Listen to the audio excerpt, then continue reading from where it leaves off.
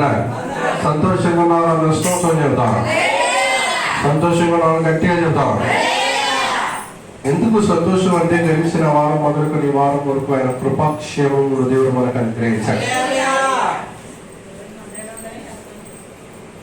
ఆయన ప్రతిదీ మన అవసరతలన్నీ ఆయన మహిమేశ్వరులను తీర్చి ఆయన మందిరంలో ఉండడానికి దేవుడు కృపను అనుగ్రహించాడు.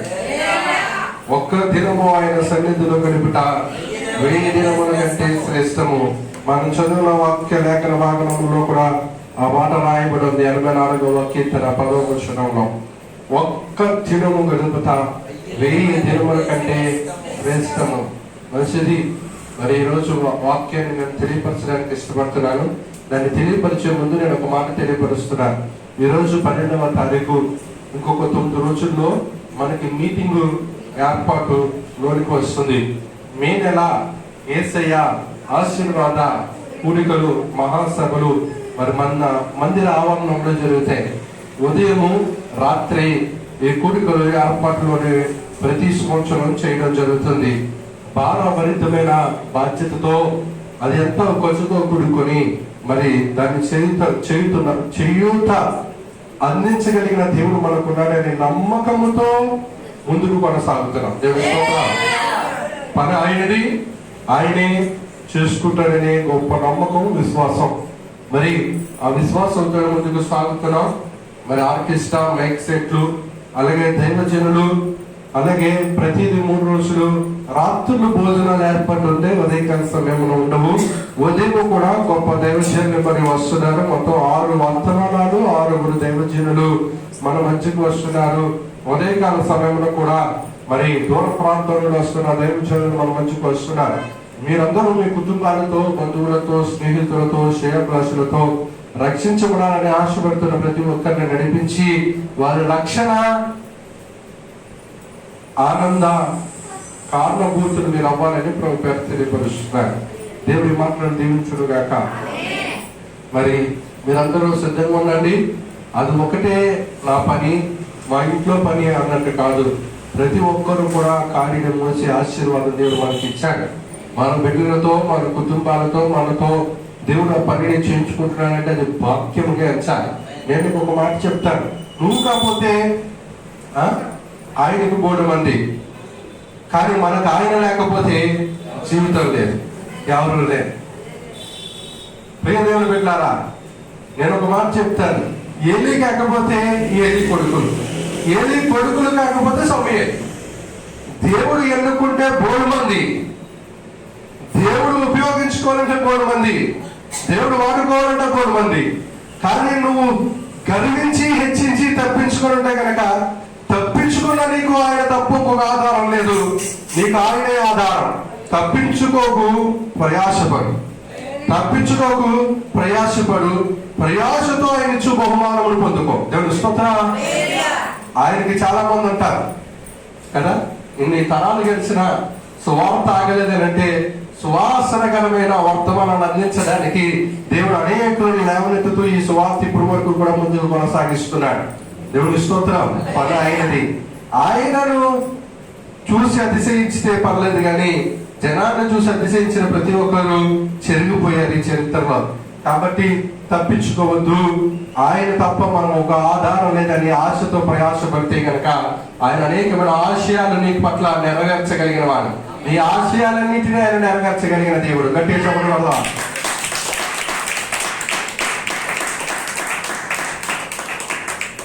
మరి మంచిది. కీర్తనకారుడు దావీదు మహారాజు రచించిన కీర్తనలు 84వ కీర్తనలు మనం చక్కగా ధ్యానిస్తే అక్కడ 2 మాటలు దేవుడు మనతో మాట్లాడుతున్నాడు. దేవా మా కీడుమా, 9వ వచనం, దుష్టచుము, నీవు అభిషేకించిన వాడి ముఖమును లక్షింపుము. దావీదు ఎంత చక్కగా మాట్లాడుతున్నాడు. దేవా మా కీడుమా, దుష్టచుము, నీవు అభిషేకించిన వాడి ముఖమును లక్షింపుము, లక్ష్య పెట్టుము అని అంటున్నాడు. ఒకవేళ ఆయన లక్ష్య పెట్టకపోతే మనకు ఒక లక్ష్యం ఉంటుంది, మనకు ఒక గురి ఉంటుంది, మనకు ఒక గమ్యం ఉంటుంది. దేవునికి నువ్వే లక్ష్యము, నీవే ఆశయము, నీవే ఆశ, నీవే ఆయన ఆనందం. అందుకనే ఇక్కడ ఒక ఆత్మ రక్షించబడితే పరలోకము దూతలతో సైతము ఆనందించగలిగిన వాడు ఆయన. ఇక్కడ అంటున్నాడు, నీ మందిరావరణంలో ఒక దినము గడుపుట 1000 దినముల కంటే శ్రేష్టము. భక్తిహీనులు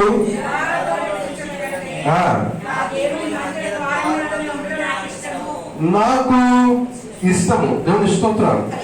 ఈ మాట అంటున్నాడు, ఆవరణంలో గడుపుట నాకు ఇష్టం, ఆ మందిర ఆవరణంలో ఆవరణించుట నాకు చాలా సంతోషం.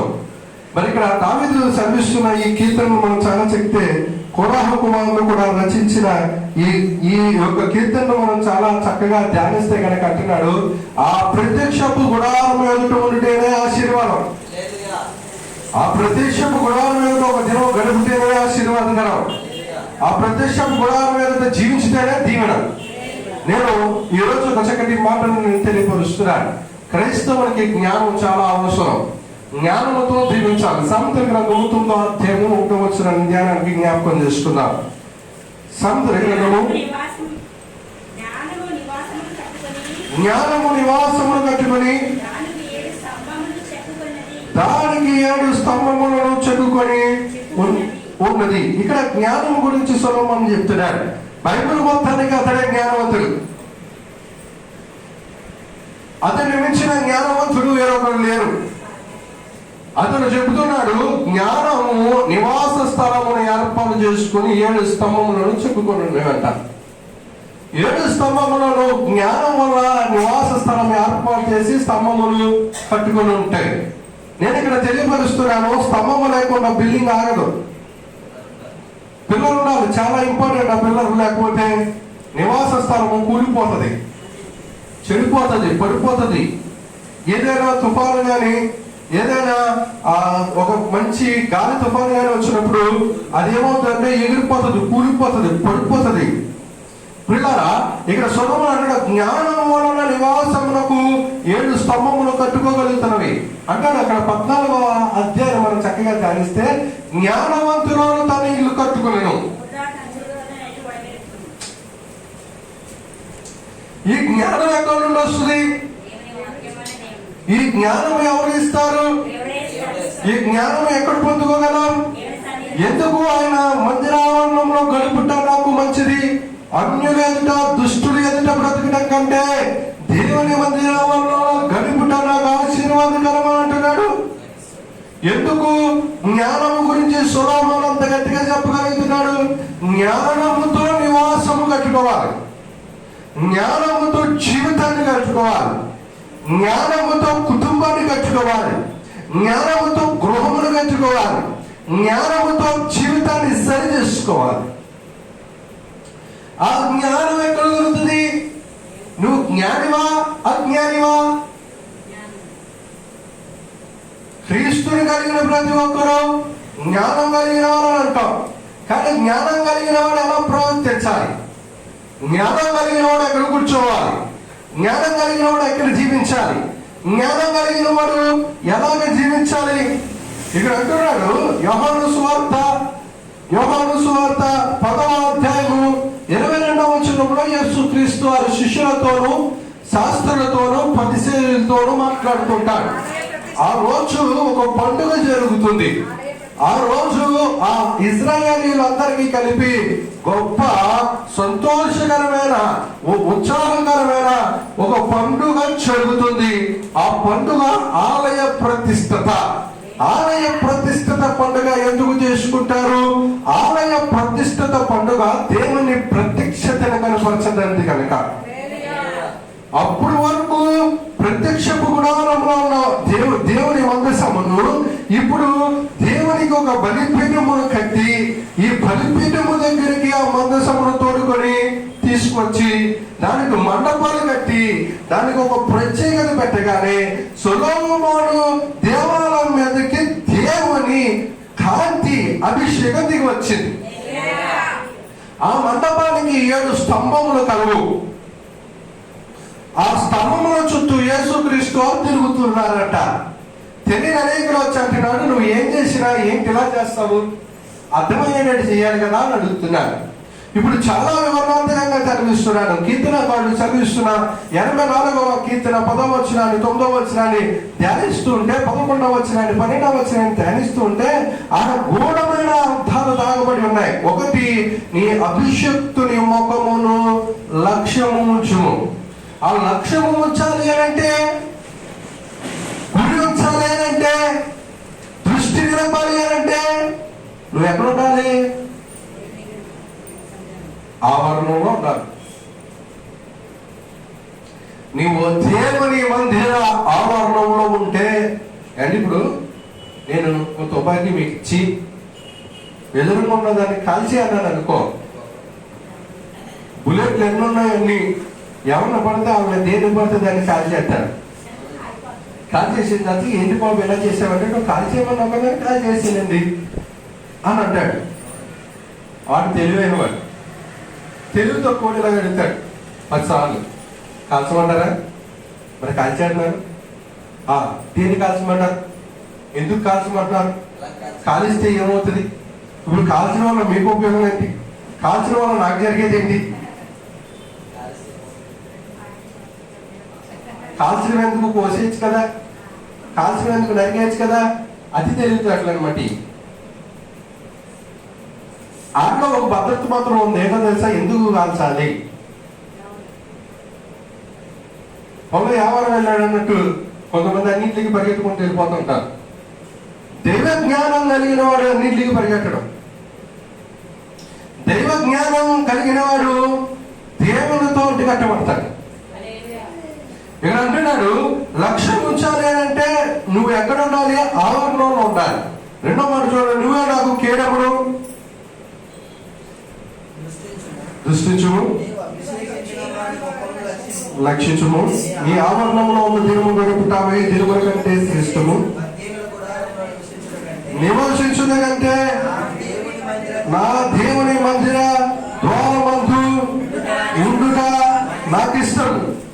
భక్తిహీనుల్లో అది ఎక్కడ ఉందా కూడా? అది ఎక్కడ పడితే అక్కడ కనపడుతుంది. లోకంలో లోకం అంతా అదే. భక్తిహీనుల గుడారం లోకంలో ఎక్కడ పడితే అక్కడ ఉంటది. భక్తి కలిగిన గుడారం ఎక్కడ ఉంటది అని అంటే,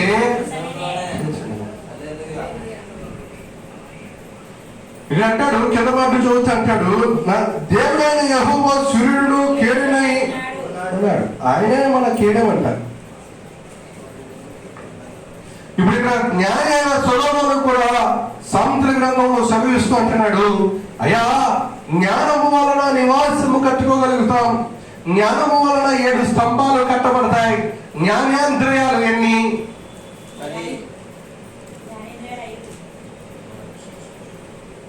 ఇక్కడ 7ని కట్టుకోమని చదివిస్తున్నాడు. ఇక్కడ నీవు ఎలా ఉండాలి అన్నది నీ జీవితాన్ని తెలియపరుస్తున్నాడు. ఇప్పుడు జ్ఞానము వలన జీవితం కట్టుబడడానికి, నివాసం కట్టుబడడానికి ఏంటి ఆధారం? ఇప్పుడు సొలొమోను మందిరానికి యేసుక్రీస్తు వారు వెళ్ళి ఆ 7 స్తంభాలను ఎందుకు చూస్తున్నాడు?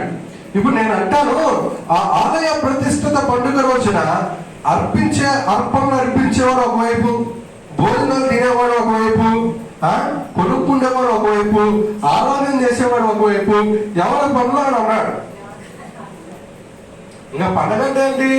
పప్పలు వండుకున్నామా, బట్ట కట్టుకున్నామా, తిన్నామా, సంతోషించామా. మనం కూడా సంవత్సరం ఒకసారి ఆలయ ఆ ప్రతిష్ఠిత ఆ రోజు చేస్తూ ఉంటాం. కాకపోతే నాకు ఇది ఎప్పుడు ప్రారంభించాలో నాకు తెలియదు, కానీ స్టీవెన్స్ అన్నయ్య గారు ప్రారంభించారు. ఇప్పుడు పెనుగొండ జరిగితే నేను చెప్పగలను, ఎందుకంటే పునాది నేను వేసాను కనుక. ఈ పునాది వేసిన వారు దైవజనులు స్టీవెన్స్ అన్నయ్య గారు కనుక ఈ పునాది ఎప్పుడు వేస్తారో వారికి మాత్రమే తెలుస్తుంది. కాబట్టి అలాగే ఆలయ ప్రతిష్ఠిత ఆ పండుగను చేసుకుంటున్నప్పుడు యెరూషలేములో యేసుక్రీస్తు వారు ఆ 7 స్తంభాల చుట్టూ తిరుగులాడుతున్నారు. అప్పుడు తిరుగుతుండగా అందరూ వెళ్ళి, నువ్వు చేసేది ఏమన్నా మాకు అర్థమయ్యేటట్టు చెప్తావా చెప్పవా అని అంటున్నాడు. ఇప్పుడు నేను అర్థమైనట్టు మీకు కూడా చెప్పాలి లేదంటే గట్టిగా స్తోత్రం చెప్పాలి. హాస్టల్ ఉన్నారు, దేవుని స్తోత్రం. నేను గట్టిగా మీకు అర్థమయ్యేటట్టు చెప్పాలంటే చప్పట్లు కొట్టాలి. అందరూ ఎక్కువగా ఉన్నారు. దేవుని స్తోత్రం. మరి మంచిది పిల్లరా, యేసుక్రీస్తు అని ఎందుకు తిరుగుతున్నారు? ఒరే, మనకేం అర్థం కావట్లేదు, ఏంటి ఇలా చేస్తున్నాడు? మనందరం తినడానికి మరి వెళ్దామని అంటేనే స్తంభం చుట్టూరు తిరుగుతున్నాడు, ప్రత్యక్షతలు చేస్తున్నాడు దాని చుట్టూరు. అంటే ప్రదక్షిణాలు చేస్తున్నాడు. ఏంటి 7 స్తంభాలలో ఏముంది? అసలు ఈ 7 స్తంభాల విడవేంటి అని ఆలోచిస్తే కనుక ఈ 7 స్తంభాలలో ఒక మర్మము దాగబడి ఉన్నది. జ్ఞానముతో నివాసమును 7 స్తంభములను నిరూపించమని సొలొమోను సెలవిస్తున్నప్పుడు యేసుక్రీస్తు వారు కూడా నివాసములో ఉండి ఆ 7 స్తంభాల చుట్టూ తిరుగుతున్నారు. ఎందుకు తిరుగుతున్నాడు అంటే అప్పుడు వారికి జ్ఞానం లేదు కనుక. జ్ఞానం కావాలి అనంటే నువ్వు ఎక్కడ ఉండాలి? దేవుని సన్నిధిలో ఉండాలి. తినేవాడు తినే దగ్గర, ఆడుకునేవాడు ఆడుకునే దగ్గర, గొంతులేసేవాడు గొంతులేసే దగ్గర, రోడ్లు తిరిగేవాడు రోడ్ల మీద తిరిగేవాళ్ళగా, వ్యాపారం చేసుకున్నట్టుగా, ఉద్యోగం చేసుకున్నట్టుగా, పని చేసుకున్నట్లుగా, తాగేవాడు తాగుతున్నట్లుగా ఉంటే ఏం దొరకవు. దేవుని జ్ఞానం కావాలి అంటే, దేవుని జ్ఞానం వలన మనకు స్థిరత్వం కావాలంటే, మనకు కలిగిన స్థిరత్వం బట్టి ఒకటి కట్టుకోవాలి అంటే, ఈరోజు 3 మాటలు నేను చెప్తాను. దేవుని జ్ఞానం వలన కట్టుబడితే, దేవుని జ్ఞానం వలన పిలువబడితే, దేవుని జ్ఞానం వలన నిలబడగలిగితే కనుక నీ జీవితం ఫలించబడుతుంది. నేను ఇప్పుడు చదివిస్తున్న మాట చాలా చక్కగా వినండి. యేసుక్రీస్తు వారు పుట్టినప్పటికీ 30 సంవత్సరాలు గడిచింది. ఈ సొలొమోను ఎప్పుడు పుట్టాడు? రాజుల గ్రంథంలో కనబడతాడు. 4వ అధ్యాయం ధ్యానిస్తే 2వ రాజుల గ్రంథం 1వ అధ్యాయం నుంచి 2వ అధ్యాయం నుండి 2వ అధ్యాయంలోనేమో దావీదు చనిపోతూ సొలొమోనుకి ఇలాగ ప్రవర్తించు, ఇలాగ జీవించు, ఇలాగ నడవని అన్నింటినీ అప్పగిస్తూ ఉంటాడు. అప్పుడున్న వ్యక్తి నివాస స్థలం, అప్పుడున్న వ్యక్తి 7 స్తంభాలను ఇప్పుడు యేసుక్రీస్తు వారు చూచి తిరుగుతున్నారు. ఎందుకు తిరుగుతున్నారు? అప్పుడు పైగా ఇశ్రాయేలు అందరూ అడుగుతున్నారు. చూడండి, యోహాను సువార్త 10వ అధ్యాయము 22వ వచనాన్ని చక్కగా చేస్తే, జరుగుచుండెను అది శీతాకాలము, అప్పుడు యేసు దేవాలయములో మండపమున తిరుగుచుండగా, ఈ మండపమునకు 7 స్తంభములు కలవు. అక్కడ కూడా అంటాడు కదా, బెతెస్దా కోనేరు దగ్గర 5 మండపాలు కలవు, ఇక్కడ 7 స్తంభములు కలవు. ఈ చుట్టూరు తిరుగుతున్నాడు. జ్ఞాని అయ్యుండి, దేవుని కుమారుడు అయ్యుండి, ఈయన ఏదో చెప్పడానికి తిరుగుతున్నాడు. యేసుక్రీస్తు ఏమని చేసిన చాలా వివరంగా ఉంటది, అర్థం ఉంటది. ఆయన ఏమి లోక సంబంధమైన వాడు కాదు కనుక, పరలోక సంబంధమైన వాడు కనుక ప్రతి దానికి ఒక అర్థం ఉంటుంది. ఆయన తిరుగుతున్న ప్రతిసారి ఏం అనుకుంటున్నారు? ఏంటి ఈ ఆలయ ప్రతిష్ఠిత రోజున ఎలా తిరుగుతున్నాడు? దేనికి తిరుగుతున్నాడు ఈయన? ఎందుకు? ఏం జరిగింది? ఏంటి కారణం? వీళ్ళందరికీ ఒక కలత చెంది వచ్చి అంటున్నారు, యూదులు ఆయన చుట్టూ పోగై ఎంతకాలము మమ్మల్ని సందేహపెట్టుదు? నీవు క్రీస్తు అయితే మాతో స్పష్టంగా చెప్పు. ఏంటి ఈ కలత మాకు తెలియట్లేదు. ఏంటి మాకు ఈ యొక్క మర్మం, ఈ సందేహం, ఈ ఆలోచన మాకేం అర్థం కావట్లేదు. ఇప్పుడు నువ్వేమో చెప్పగలుగుతావా? మాకు ఇంకా ఈ టెన్షన్ ఏంటి? మాకు ఇంకా ఈ యొక్క తెలియని బాధ ఏంటి? వివరించి మాకు తెలియపరుస్తామని మేము అనుకుంటున్నాం అని అడుగుతున్నాడు. ఇప్పుడు ఏం చెప్పాలి? మీరు చెప్పండి. దానిలో ఏ రహస్యం ఉంది? వాళ్ళకి అర్థం కావట్లేదు అంట. మమ్మల్ని ఇంకా ఎందుకు ఘోరంగా ఉంచాం? ఇంకా ఎందుకు మాకు అర్థం కానట్టుగా అలా ఉంచుతున్నాం? మేము ఇంకా ఎంతకాలము మేము ఇలాగే ఉంటాం? మీరు చెప్తే మేము తెలుసుకుంటాం. ఏంటంట? మీరు చెబితే మేము తెలుసుకుంటాం అని అంటాడు. ఇప్పుడు ఏం చెప్పాలి? మీరు చెప్పండి. ఈ మండపాలు లావుగా ఉన్నాయి, ఈ స్తంభాలు లావుగా ఉన్నాయి, దీని చుట్టూరు తిరిగితే మనందరికీ ధనం వస్తుంది, దీని చుట్టూరు తిరిగితే జ్ఞానం వస్తుంది, దీని చుట్టూరు తిరిగితే దీవెన వస్తుంది అని అన్నాం అనుకో, మీరు కూడా ఇప్పుడు ఎరేషన్ టికెట్ తీసుకుని దాని చుట్టూ తిరిగేస్తారు. ఆ స్తంభాల్లో ఆశీర్వాదం ఉందంట, ప్రతిక్షితులు అదేంటి ఉండకంటే ప్రదక్షిణలు ఎక్కడ చేయకూడదు అక్కడ చేయాలి, ఇప్పుడు అర్జెంట్గా వెళ్ళిపోతాం నడిచేది అంటారు. అంతేనా? పరలోకం చేరిపోతాం. యేసుక్రీస్తు వారు తిరిగారంటే ఏం తిరగడం ఏంటి అనుకుంటాను. ఇక నేను చెప్తాను వినండి. మీకులాగే వాళ్ళు కూడా అడిగి ఆదాయ ప్రతిష్ఠిత పండుగ ఒకవైపు జరుగుతుంది కదా, ఒకవైపున భోజనాలు జరుగుతున్నాయి, ఆరాధించేవారు ఆరాధిస్తున్నారు, ఈయన ఎక్కడికి వెళ్ళకుండా దీని చుట్టూ తిరుగుతున్నాడు. ఏదో ఉందని మీరందరూ అనుమానం కలిగి వచ్చి మమ్మల్ని ఇంకా ఎంతకాలం ఇలాగ బాధ పెడతాం, ఇంకా ఎంతకాలం మనం చెప్పకుండా ఉంచుతాం, ఇంకా ఎంతకాలం నీ జ్ఞానమును మా పట్ల కనుపరచకుండా ఉంచుతాం, ఇంకా ఎంతకాలం మమ్మల్ని పట్టించుకోకుండా ఉంటాం, నీ రహస్యం మాకు చెప్పకపోతే ఎలా తెలుస్తుందని అంటాడు.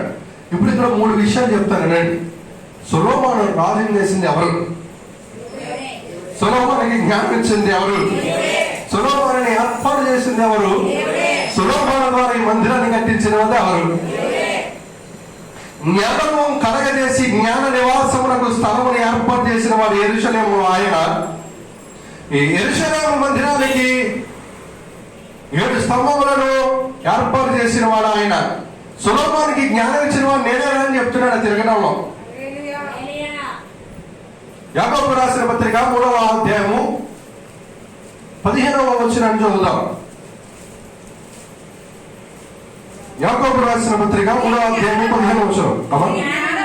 ఈ జ్ఞానము పై నుండి దిగి వచ్చినది కాక భూ సంబంధమైనది, ప్రకృతి సంబంధమైనది, దెయ్యముల జ్ఞానం వంటిది ఉన్నది. చాలు. ఈ జ్ఞానం ఎక్కడదంటే పై నుండి దిగి వచ్చిన జ్ఞానం.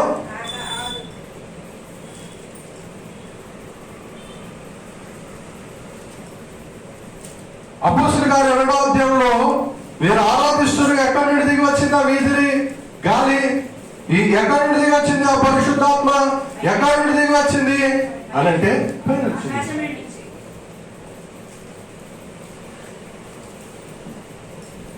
రాజులకు రాసిన గ్రంథాన్ని మీరు చాలా చక్కగా ధ్యానిస్తే 4వ అధ్యాయం 29వ వచనంలో అంటాడు సొలొమోనుకి జ్ఞానం ఎక్కడి నుండి కలిగింది. చూడండి కావాలంటే అక్కడ రాకుండా 29వ వచనం. మొదటి రాజులకు రాసిన గ్రంథం 4వ అధ్యాయం 29వ వచనం.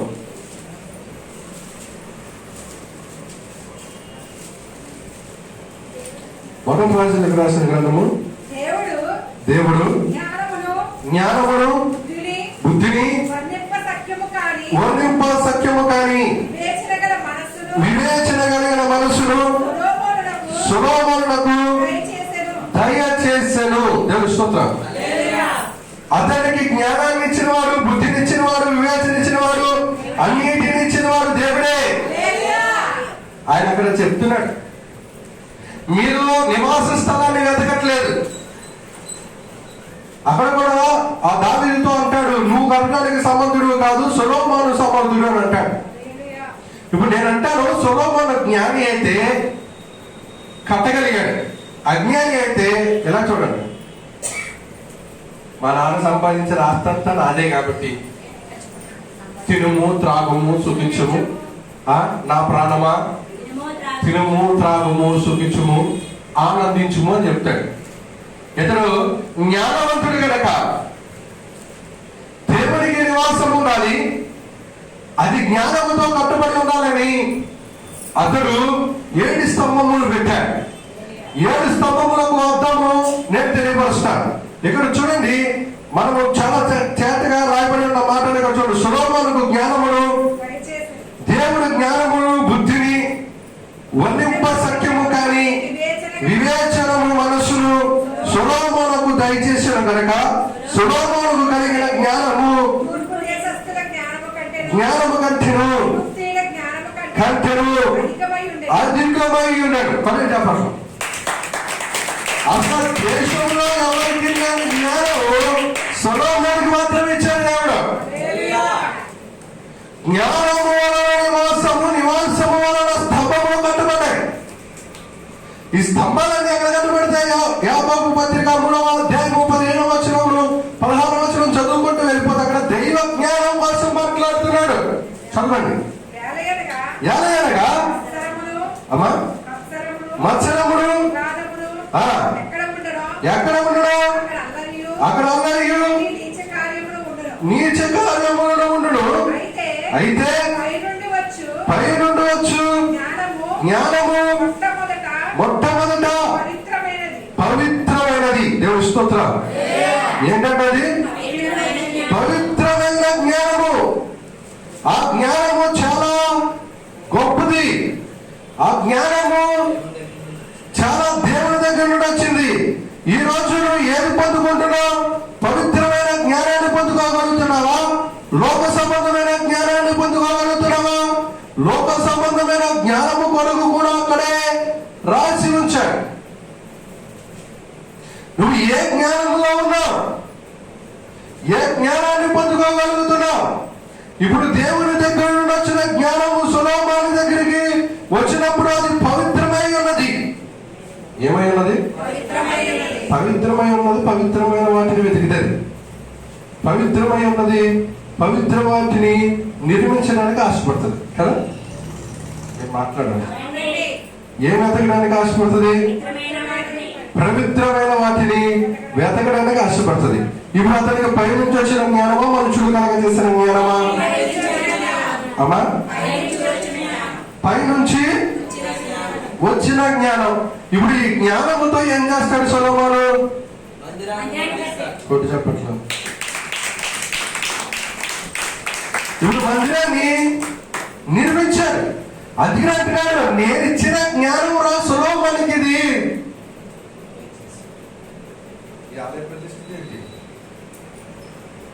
నేను సెలవిస్తానే చేయమన్నాడు. ముందు నన్ను వెతకండి, నన్ను అడగండి. మీలో ఎవరికైనా జ్ఞానం ఉపదేగా ఉన్నాయి కదా నన్ను అడగవలను అని బైబిల్ సెలవిస్తుంది. జ్ఞానము లేకుండా మీరు ఈ లోకంలో జీవిస్తే ఏ ప్రయోజనం లేదు.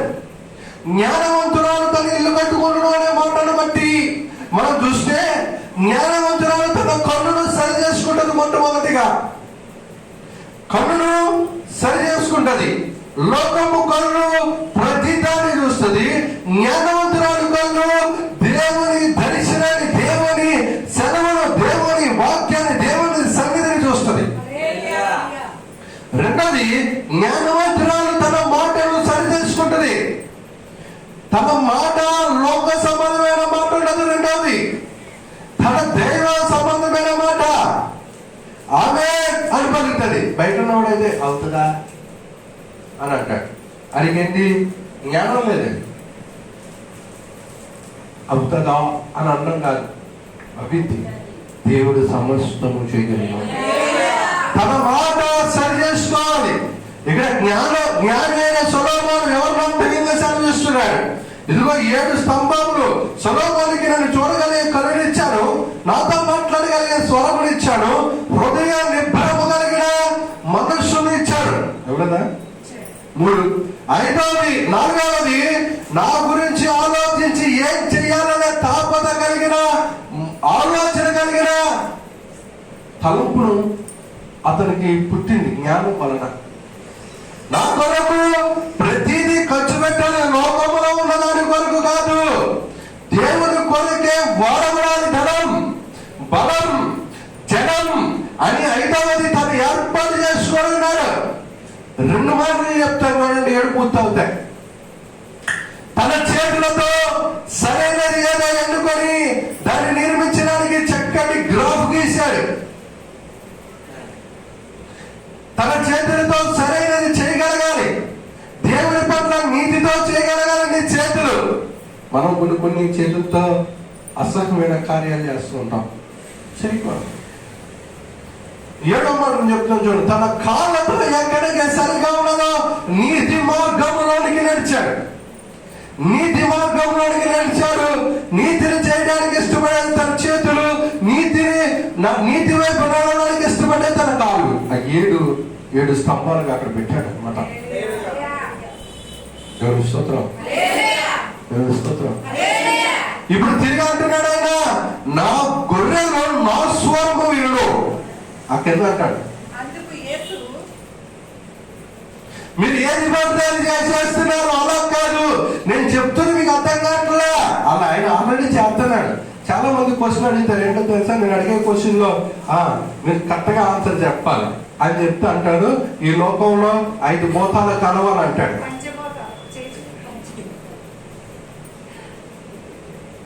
అప్పుడు ఏంటంటే 7 ఉన్నాయా?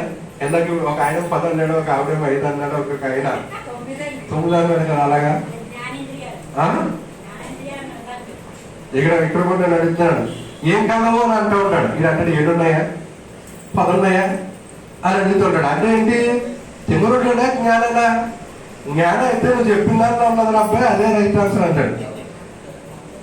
అజ్ఞానం అయితే ఎన్నున్నాయి? ఇన్నుంటాయి. అన్నీ ఏంటి తేరాలప్పుడు ఎందుకు పెట్టాల్సి వచ్చింది, ఇంకో 2 యాడ్ చేయొచ్చు కదా అని అంటాడు. మనం అర్థం చేసుకోవచ్చు. ఏదో కూడా చేసి ఒక అబ్బాయి ఇలా చేయకండి అని చెప్తుంటే ఎలా అన్నారా? ఏంటి మాకు అర్థం కావట్లేదు, చెప్పు చెప్పు అంటాడు. అందరేంటి చెప్పు చెప్పు అంటాడు. ఆయన అంటాడు, రా అబ్బాయి, ఇది పైనుంచి దిగి వచ్చిన జ్ఞానం. అభిషేకం పొందినవాడు, బాప్తిసం పొందినవాడు దేవునికి సంబంధమైన వాటినే చేయాలి. దేవునికి ఇష్టమైన వాటిని చేసి నీవు శాపగ్రస్తుడు అవడం కంటే దేవునికి ఇష్టమైనది చేయాలి. నీ కంటితో, నీ నోటితో, నీ చేతితో, నీ కాళ్ళతో, నీ హృదయంతో, నీ ఆలోచనతో దేవునికి ఇష్టమైనది చేయాలి. నువ్వు దేవుని పనిని బాధ్యతగా చేయగలగాలి. దేవుని స్తోత్రం. ఇక అంటున్నాడు చూడండి, పై నుంచి వచ్చిన జ్ఞానం యాకోబు పత్రిక. అయితే పై నుండి వచ్చిన జ్ఞానము మొట్టమొదట పవిత్రమైనది. దేవుని స్తోత్రం. మొట్టమొదట అంటే ఏంటి? పవిత్రంగా ఉంటది. నువ్వు దేవుడి అభిషేకం పొందుకుంటే అది పవిత్రంగా ఉంటది. దేవుడి ఆత్మ పవిత్రంగా ఉంటది, అది పవిత్రమైనది. అమ్మా మాంసం గారు ఏంటది? పవిత్ర కాదమ్మా, పవిత్రమైనది. ఇక్కడ అంటున్నాడు ఆ జ్ఞానం పవిత్రమైనది. అసలు ఎక్కడి నుండి వస్తుంది ఆ జ్ఞానం? పైనుండి. సొలొమోనుకు కూడా పైనుండి వచ్చింది. ఇక్కడ అంటున్నాడు పైనుండి వచ్చేది. ఈ భూ సంబంధమైనవి పైన ఎప్పుడు చూడాలండి జ్ఞానాల గురించి? భూ సంబంధమైనది, ప్రకృతి సంబంధమైనది, దైవముల జ్ఞానము వంటిది ఉన్నది. భూ సంబంధమైనది ఏంటి? పక్కనోడి పొందినా పొందాలంటాడు. పై జ్ఞానం ఏంటి? ఏం పర్లేదు, పక్కనోడికి కాదు, ముందు నేను నా దేవుని దగ్గర ఉంటే కనుక నా దేవుడు నాకు అన్ని ఇస్తాడు. ముందు నన్ను వెతుకుడి. వాడి జ్ఞానవంతుడు.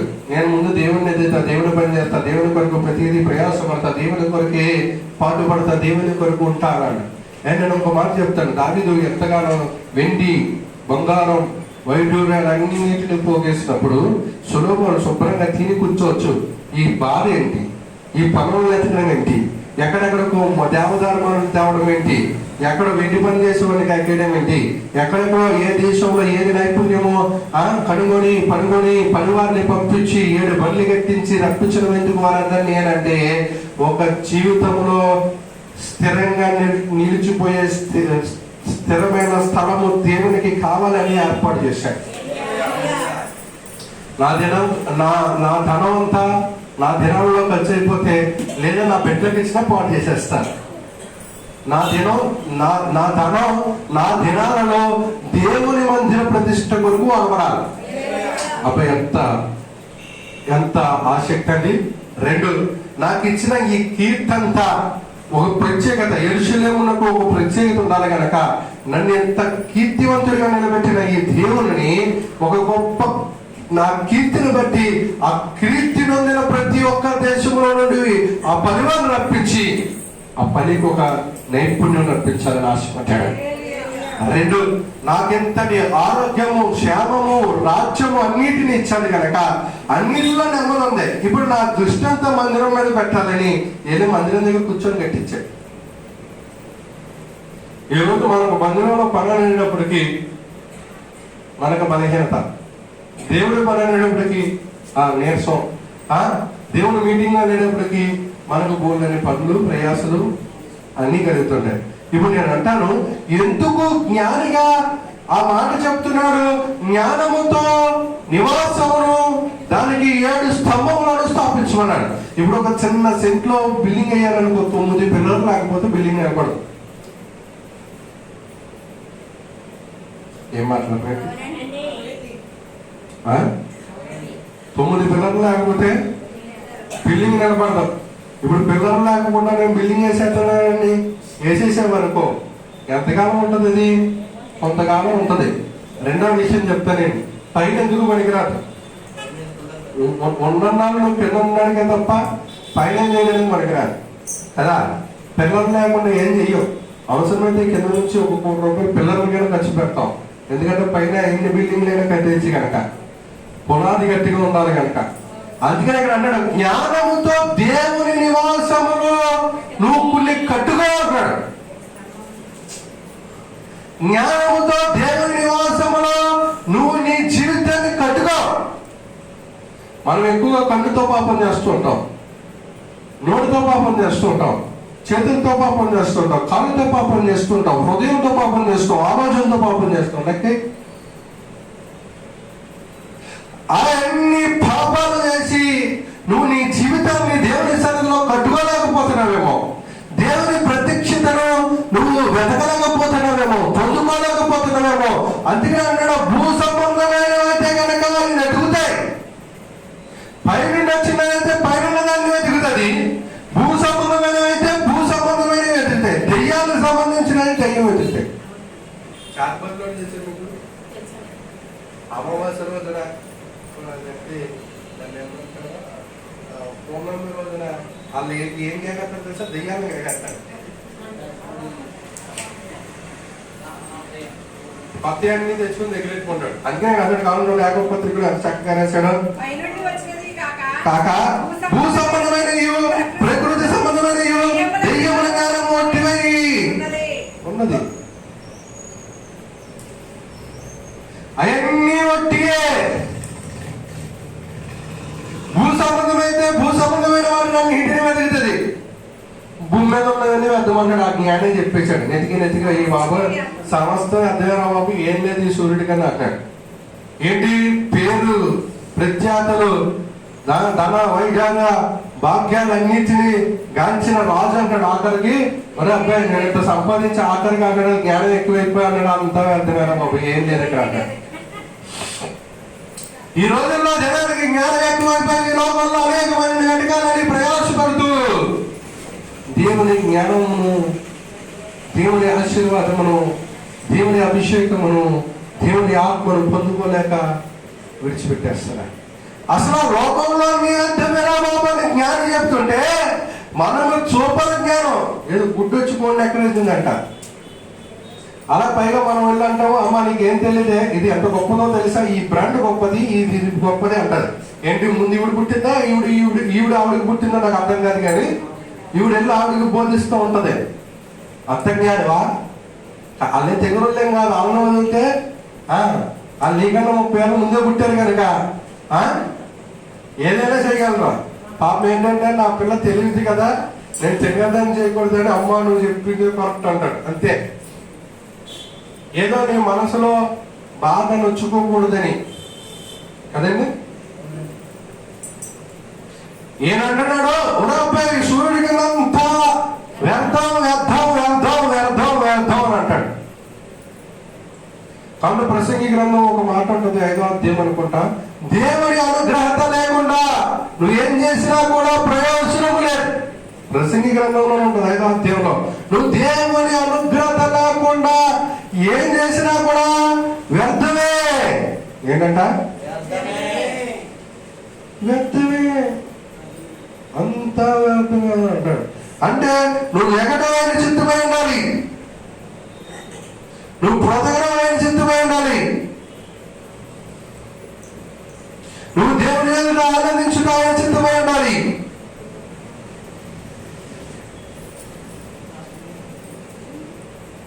7వ వచనం చూడండి, 5వ అధ్యాయం 7వ వచనం. అధికమైన స్వప్నములను మాట నిష్ప్రయోజనములు నీ మట్టుకు నీవు దేవుని యందు భయభక్తులు కలిగి ఉండుము. ఏమన్నారంట? దేవుని యందు భయభక్తులు కలిగి ఉండు. వ్యర్థమైన రాస్తూ అంటున్నాడు, దేవుని యందు భయభక్తులు కలిగి ఉండు. ఏముండాలంట? భయభక్తులు కలిగి ఉండాలి. దేవుని యందు భయభక్తులు లేకపోతే ఏ ప్రయోజనములు? అక్కడ ఒక మాట కూడా ఉంటుంది, మీరు ఇంటికి చదువుకోండి, ధ్యానించండి. దేవుని అనుగ్రహత లేకపోతే ఏ ప్రయోజనం లేవు అని అంటాడు. ఇక్కడ ఏ పత్రికలో మనం చూస్తే కనుక ఇక్కడ అంటాడు, పై సంబంధమే కాక భూ సంబంధమైన వాటిని, ఆ దయ్యముల సంబంధమైన వాటిని మీరు చూస్తే అదంతా వ్యర్థంగా వింటాం. అయితే పైన వచ్చిన దాన్ని చదువుతుంది, అక్కడ మాట ఉంటుంది, పవిత్రమైనది, సమాధానకరమైనది, మృదువైనది, సులభముగా లోబడినది, కనికరముతోను మంచి బలముతోను నిండుకొనినది, పక్షపాతమైనను వేషకాలమైనను లేని అని ఉన్నది. అక్కడ మీరు లెక్కెత్తి అవి కనబడతాయి.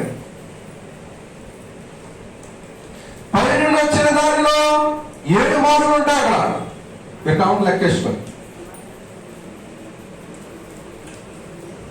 ఈ సొలొమోనుకి మూల పునాదులుగా ఉన్నాయి అని చెప్తున్నాడు.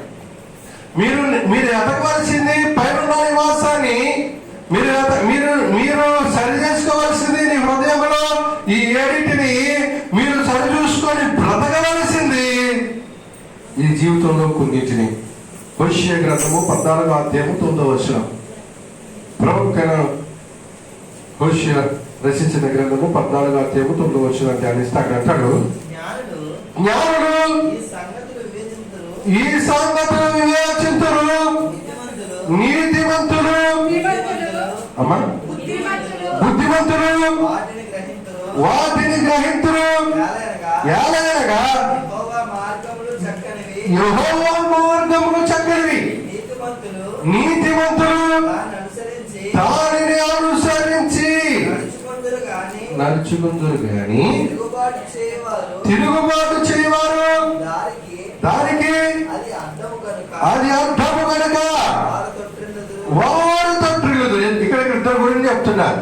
జ్ఞానులు, బుద్ధిమంతులు, నీతిమంతులు అని చెప్తూ వారు విని నడుచుకుంటే ఆశీర్వాదం ఉంది, దానికి ఎదురు తిరిగితే జారిపోయి పడిపోతారు. కొంతమంది దేవుని వదిలేసి వాక్యాన్ని వదిలేసి తిరుగుతూ ఉంటాడు. మరి ఇది తప్పురా బాబాలు కాదు, వాక్యాన్ని వదిలే బాబాలు అంటే నేను చెప్పింది నేను కష్టం అని అంటాడు. తొట్టిల్లిపోతారు అని అంటే చెడిపోతారు, పడిపోతారు, జారి ఈ లోకంలో నశించిపోతారు. ఇక అంటాడు, మళ్ళీ ఒకసారి మాట చదివితే జ్ఞానవంతులు జ్ఞానవంతులు ఈ సంగతులన్నిటిని వివేచింతులు, బుద్ధిమంతులు వాటిని గ్రహించుకుంటారు. ఈ జ్ఞానవంతులు దేవుని జ్ఞానం కలిగిన వారు, దేవుని పట్ల బుద్ధి, భయము, భక్తి కలిగిన వారు వీటిని అనుసరిస్తారు. బాబా ఏ ప్రయోజనం లేదు. దేవుని పని చేస్తే ఆశీర్వాదకరం, దేవునికి ఇస్తే దీవెన, దశభాగం ఇస్తే దీవెన, కుటుంబం మీద కాలుకి ఇస్తే దీవెన, దేవుని పనుల్లో వాడబడితే దీవెన, నా కుటుంబం దేవుని సన్నిధిలో ఉంటే దీవెన, నేను దేవుని సన్నిధిలో ఒక స్థానాన్ని ఏర్పాటు చేసుకోవాలి.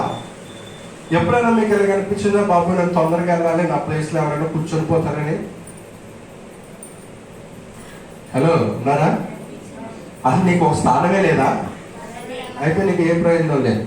జ్ఞానవంతులైతే ఇది నాదే, ఈ స్థలం నాది, ఈ స్థలం నాది, నేను వెళ్ళిపోలే, ఎవరైనా కూర్చుని పోతారేమో.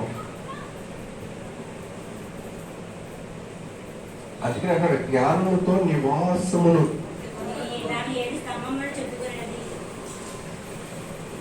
ఏది నీ నివాసస్థానం?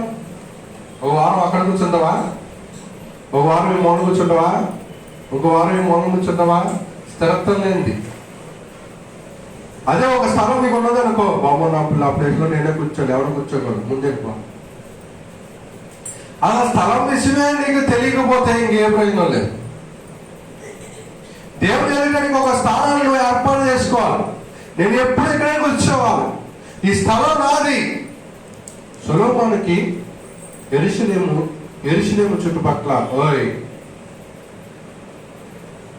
సొలొమోనుకి యెరూషలేము చుట్టుపక్కల కూడా చాలా స్థలాలు ఉన్నాయి, చాలా పొలాలు ఉన్నాయి, చాలా ప్రదేశాలు ఉన్నాయి.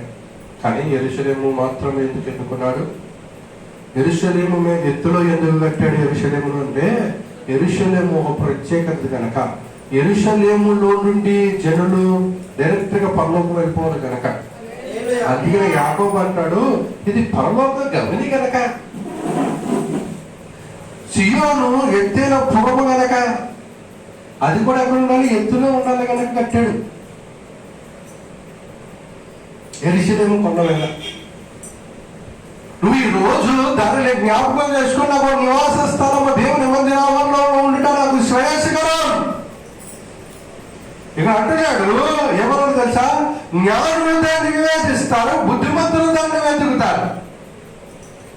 జ్ఞానులు ఆలోచిస్తారు, నేను ముందే పట్టుబడాలి, నేను ముందు ప్రాంతంలో ఉండాలి, నేను ముందుగా ఆశీర్వదించబడాలి, నేను దీవించబడాలి, నేను లేపబడాలి, నేను ఇవ్వబడాలి, నేనే చేయాలి అని దేవుని జ్ఞానం, దేవుని అభిషేకం, దేవుని ఆశీర్వాదం, దేవుని దీవెన ఉన్నవాడు దాని కొరకు ప్రయాసపడ్డానికి ఇష్టపడతాడు.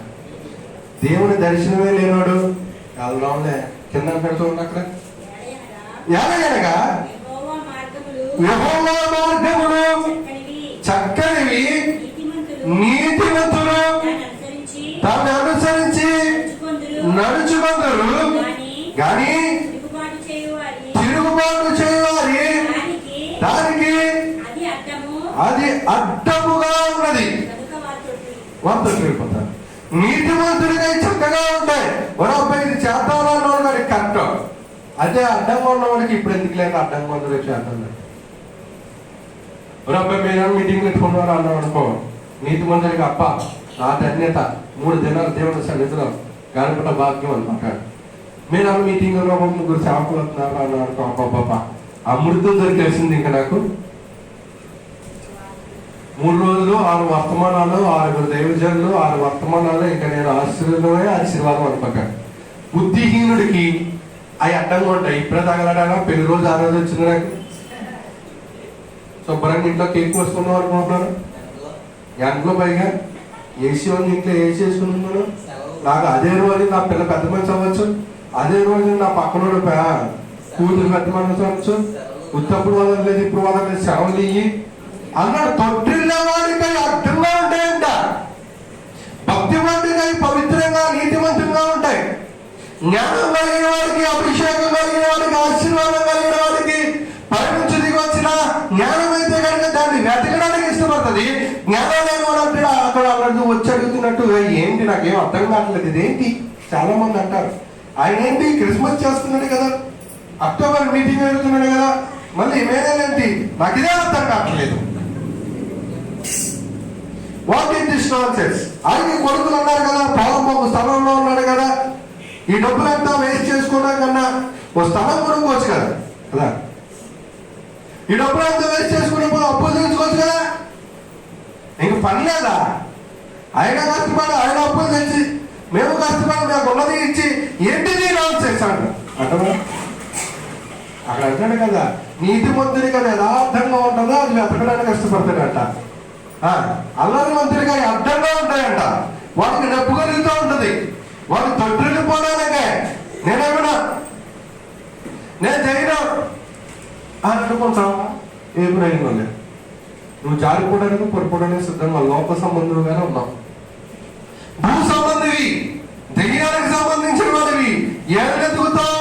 ఆనందం. భూ సంబంధమైన ఆనందాన్ని వెతుకుతావు, భూ సంబంధమైన వాటిని వెతుక్కుంటావు. అదే పైన వచ్చినాక పవిత్రమైనది కనుక అబ్బా మీటింగ్ అక్కడ సమాధానం అక్కడ రాసిన చూడండి, ఏకపత్రిక మీరు ఇది అవుతుంది సమాధానకరమైనది, మృదువైనది, సులభముగా లోపడినది, కనికరముతోను మంచి ఫలములతోను నిండుకొని ఉన్నది. ఇక అంటాడు ఈ 3 దినాలు ఎందుకనంటే సమాధానం పొందుకోవడానికి, కనికరం పొందుకోవడానికి, ఆశీర్వాదం పొందుకోవడానికి, దేవునికి లోబడడానికి, ఫలాలు అనుభవించడానికి, ఫలాలు రుచి చూడటానికి. ఈ 3 దినాలు ఎందుకు? సంవత్సరం అంతా పడిపోయినాడుగా 3 లక్షలు ఖర్చయింది అన్న కూడా ఎడతాడు అనుకున్నావా? ఆడు ఎట్టడం. ఎందుకంటే నాకు అలా అవుతాడని సంవత్సరం అంతా దేవుడు నాకేం చేశాడు నేను. మన సంవత్సరం అంతా పని చేసుకున్నవాడు, సంవత్సరం అంతా సంపాదించిన వాడు, ఆడు కానీ ఆ పిల్లలు కానీ ఆ కుటుంబం కానీ ఎవరో హాస్పిటల్ పెట్టి ఎక్కలేదనుకో తినకుండా అంటాడు యేసయ్య ఆశీర్వాదం పండుగలండి. హాస్పిటల్ 3 లక్షలు కట్టాలి, ఎందుకు 30,000 బోనెలు పెడతాను అంటాడు. ఎందుకని? మెడికల్ టెస్ట్కి అయిపోతుందండి, ఎంఆర్ఐ స్కానింగ్లకి అయిపోతుంది. ఇప్పుడు పవిత్రమైన దానికి నేను కనిపెడుతున్నా, కనికరం పొందుతున్నా, ఫలములు పొందుతా. ఇది పరలోక సంబంధమైంది. ఆ జ్ఞానంతో కొలచేస్తాడు. ఇప్పుడు కొత్త నిబంధనలు యేసుక్రీస్తు వారు కూడా మాట్లాడతారు. ఏంటో తెలుసా? మీరు భూ సంబంధమైనవి చెమ్మగిల్లిపోను, తుప్పట్టేసినను అవి నశించిపోతాయి, కానీ పరలోక సంబంధమైన ధనము మీరు సమకూర్చు. ఇప్పుడు సమకూర్చుకోవాలంటే ధనాన్ని ఎలాగా?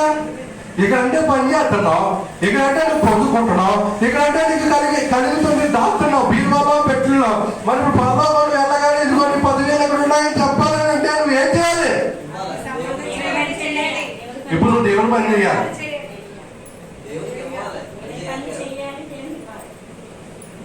దేవుని పని నువ్వు చెయ్యాలని అంటే నీ ధనం ఇవ్వాలి, నీ బలం ఇవ్వాలి, నీ జ్ఞానం ఇవ్వాలి, నీ కుటుంబంతో రావాలి, నీ బంధువులతో రావాలి.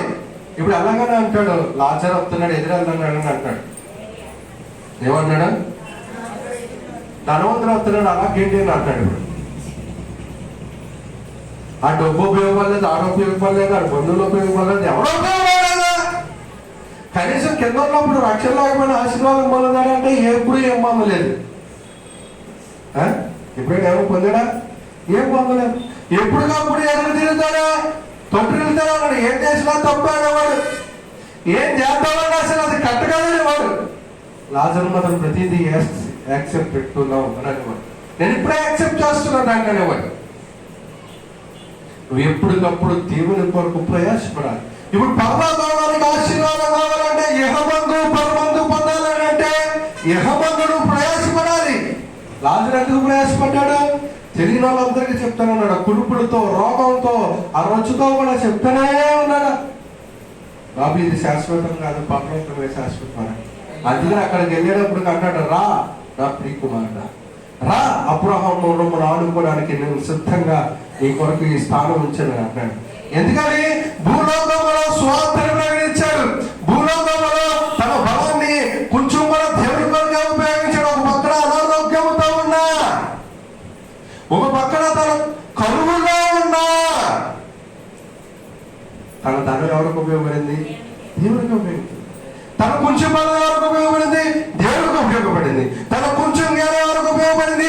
దేవుడికి ఉపయోగపడింది. అతను దేవుని వెతికాడు కనుక. చదవండి అక్కడ హోషేయ గ్రంథం, ఆ హోషేయ గ్రంథం 14:9 అంటాడు, నీతిమంతుడికై పవిత్రముగా ఉన్నాయి నడుచుకుంటాడు, కానీ తిరుగుబాటు చేయవారికి దారికి అది అడ్డముగా ఉన్నాయి. ఇవన్నీ ఎందుకు? మేము ఈ సంవత్సరం అంతా కృపాక్షేమం అనుకున్నాం. ఏమివ్వగలం? ఇవ్వగలమా? ఈ సంవత్సరం అంతా నా పాడి పంటలు తెగపడి వేసినాయి. ఏమని ఇవ్వగలమా? ఈ సంవత్సరం అంతా వ్యాపారం అత్యధిక లాభం వచ్చేసింది. ఎప్పుడు కొనలేని ఇల్లు, స్థలాలు, బంగారు పొలాలు, కార్లు, బండ్లు అన్ని కొనేసాం. ఏమని ఇవ్వగలమా? ఎప్పుడు లేని మన పిల్లలకు ఉద్యోగం వచ్చేసింది. ఏమని ఇవ్వగలమా?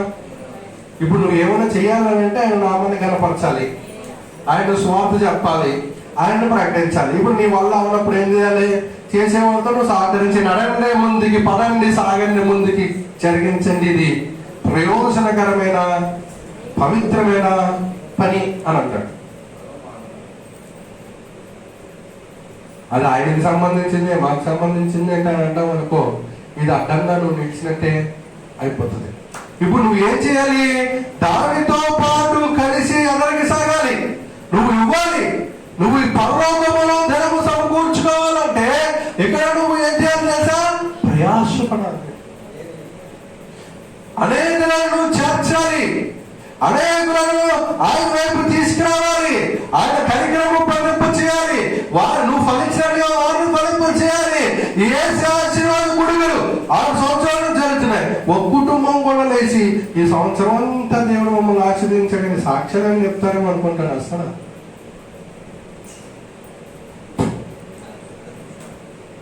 ఆశీర్వాదం అంటే మాకు కలిగిందండి అని చెప్తారేమో అనుకుంటాను. మాకేం కలగలేదు అన్నట్టు ఉంటాను. మంచిది, చూద్దాం. 1 పేతురుకు రాసిన పత్రిక 2వ అధ్యాయము 5వ వచనాన్ని చూద్దాం. యేసుక్రీస్తు ద్వారా దేవునికి అనుకూలమగు ఆత్మ సంబంధమైన బలులు అర్పించుటకు